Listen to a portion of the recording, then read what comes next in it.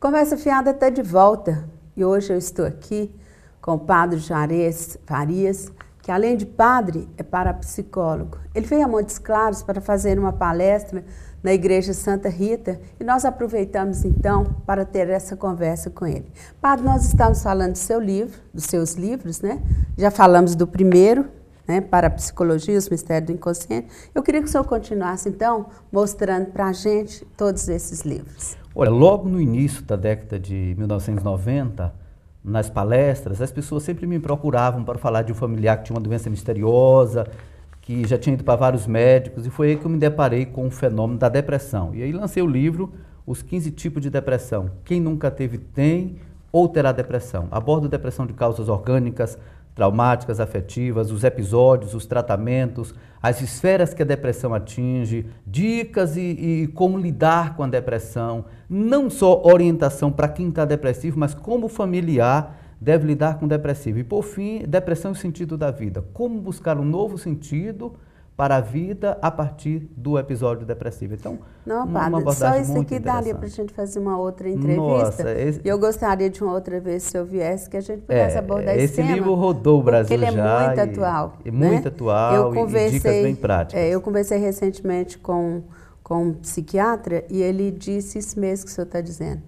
Quem não sofreu poderá estar sofrendo. E a previsão é 2020 ela se tornar uma epidemia, segundo a Organização Mundial de Saúde, os episódios depressivos. Tá, ok, vamos no próximo. Depois eu comecei a perceber que nem tudo era depressão. E aí vem a questão do enigma da loucura, os 8 tipos de esquizofrenia, os 7 tipos de psicose. Então o enigma da loucura, que é meu terceiro livro, eu desvendo a loucura, psicose, sociopatia, loucura da mídia, loucura do sistema, loucura coletiva, loucura e comportamentos estranhos. Tem pessoas que têm uns comportamentos bizarros e às vezes nem o psiquiatra sabe como orientar, não aceita tomar medicação. Então a loucura é um tema amplo e depois da reforma psiquiátrica os loucos foram liberados para as ruas, né, para as igrejas, e aí a gente precisa ter cuidado porque muitas pessoas com distúrbios mentais se apresentam como especiais, com poderes, com visões. Então, é um tema muito amplo, o enigma da loucura. E atual, né, padre? Até para a gente conviver, né? Já que mudou muito, né? E as pessoas estão aí, estão fora dos manicômios, né? É isso. E hoje então, em dia há uma necessidade de que o CAPS, junto com a família e o doente mental, tenha realmente uma parceria. Há uma nova forma de tratar os distúrbios mentais. É verdade que nós tivemos um avanço extraordinário nos últimos 30 anos dos antipsicóticos e o doente mental hoje ele pode ser medicado, ele pode ter uma vida, um convívio social bem melhor com uma medicação adequada. Então o livro visa também orientar o familiar a lidar com o doente mental, porque a esquizofrenia é uma doença que veio para ficar, não é um episódio como a depressão. Então se você tem um doente mental na família, tem que saber lidar com ele e não fazer exigências que não está de acordo com a sua capacidade. Tá, ok. O próximo, padre? Bem, depois eu percebi que a chave, depressão, pânico, ansiedade, burnout, TAG, insônia, tudo isso são comorbidades, são sintomas de uma personalidade que se desajustou. E aí veio o meu 4º livro, Autoconhecimento da Personalidade. Eu proponho que toda pessoa conheça e ajuste a sua personalidade.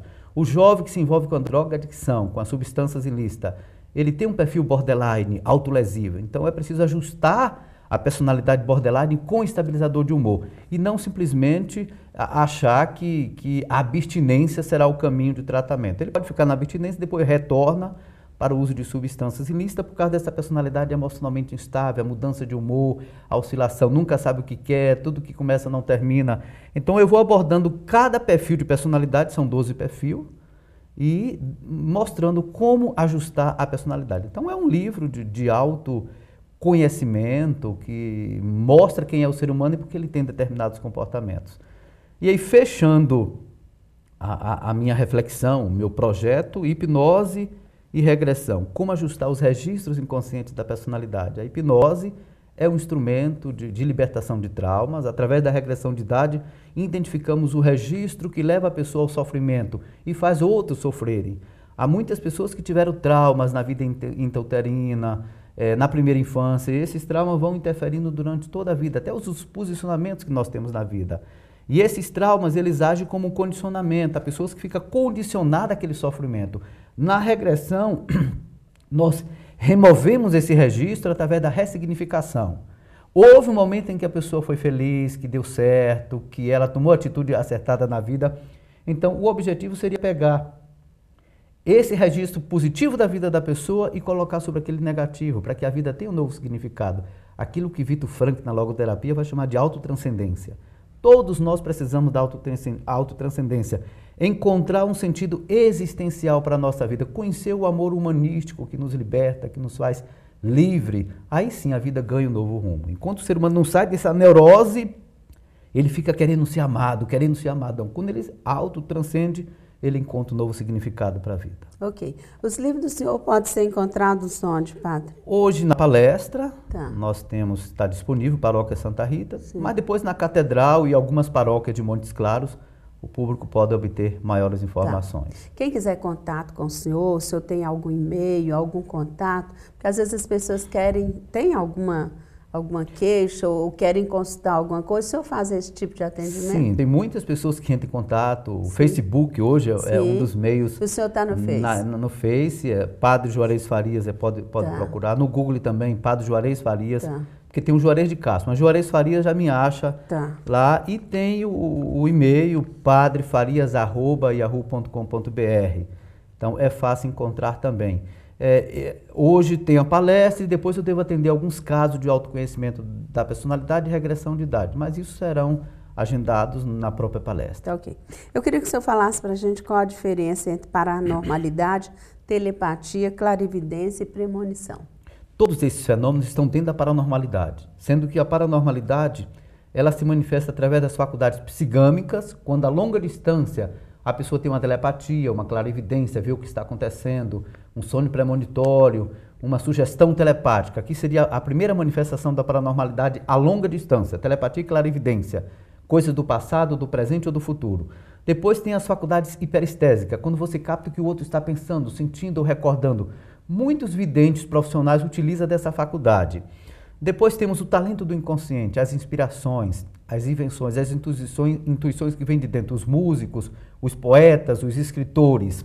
No segundo bloco temos a telegia, quando a pessoa libera energia comandada pelo inconsciente, no raio de 50 metros os objetos pegam fogo, vozes, pancada, barulho, mensagem na parede, luminosidade, os conhecidos fenômenos de casa mal assombrada. Depois temos os fenômenos ectoplasmáticos. A energia sai do corpo e você pode ver um fantasma, a pessoa fora do corpo, que é a bilocação, uma mão que aparece escrevendo na parede. Aí seria, a pessoa tira uma foto e aparece lá alguém que já faleceu na foto. Então, uma projeção do ectoplasma. E, por fim, o poder do psiquismo sobre o organismo, os estigmas, a insensibilidade, o transe em que a pessoa assume uma outra personalidade, pode até levitar e ficar flutuando pelos ares. Eu já atendi a mais de 500 casos de transe. Tem uns que são pavorosos, mas o segredo é tirar a pessoa da crise e trazer para a personalidade normal. Ok. Não saia daí, gente. Nós voltamos já já. Vamos para apenas um comercial.